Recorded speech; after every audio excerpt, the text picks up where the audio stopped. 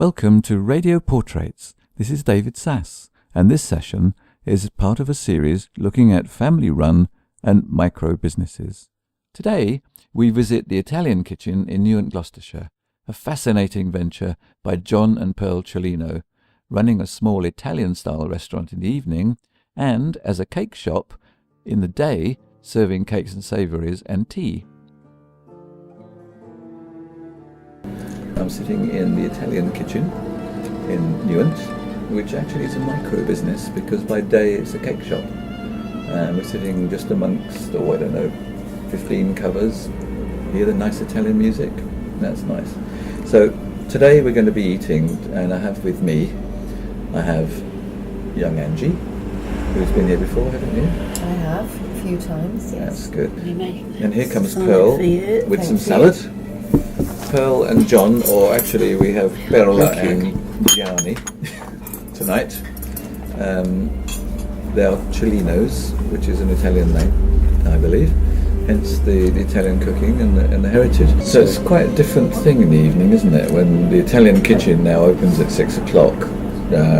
And I've got the menu in front of me. We've got the classic Italian pasta, bolognese, carbonara, beef lasagna, vegetable lasagna, beef cannelloni, ravioli, that sort of thing. I've got to say it's not expensive, but we quite like it here, don't we? We've been here 3 times, haven't we? We've been here 3 times, and it's all home cooked and value for money, I'd say.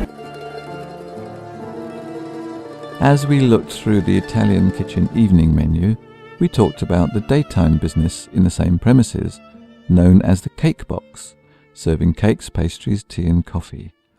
That business was actually founded during the latest recession, but fortunately during a period when going out for a coffee and having a cake seemed to become more and more of a popular pastime with many people.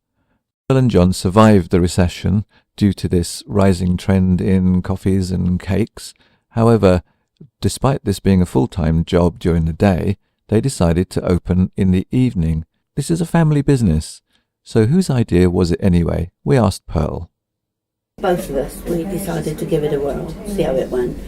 The first one we did, we invited all our friends, people that were acquaintances, and we gave them sort of, they had to say what they thought of the meal and what we should charge for it and things like that. Turned out very well actually, and we made nearly £100 night for the British Legion, but it was a combination of both of us for that one. So good ideas are great, but surely we need skills to actually operate a good business. Well, let's ask John this time about his early days. John, tell us about your background. What were you before you founded the Cake Box and now the Italian kitchen? Management and training consultant until I retired for the first time, and then I went back on the road again and retired again. And we started making cakes for friends and family. And we started selling at car boot sales.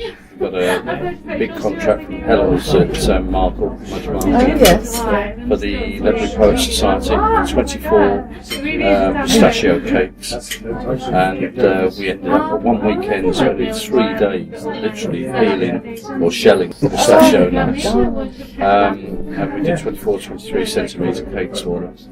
And I said to Pearl, look, if there's a small premises in Newent, why don't we open a cake shop? And it's history. But first we went to college. We did sort of part-time college and cake shop. And the rest really is where you are now. The main ingredients of the Italian kitchen so far have been good ideas, keeping an eye on market trends, taking some training, getting some qualifications, and some imaginative cooking, and a great concept.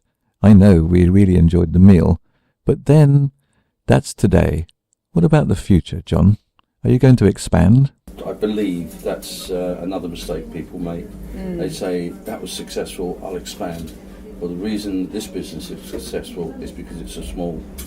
And It's a micro business. it is a micro business, very much like cobblers down the road. Yeah, And yeah. once you start to expand, then you've got to increase your food range, your meal range, your choices, and everything else. And then people will expect fast food, and then you get drawn into this almost a franchise type operation. We don't want that. We keep it small and family oriented. The evening came to a close after coffee and tiramisu, of course, and some great conversation, maybe a little bit more red wine. We also learned some good lessons, real-life lessons from a micro-business in Newent. When to start, how to start, the qualifications you need, and maybe when not to expand. This has been a radio portrait. Thanks for listening.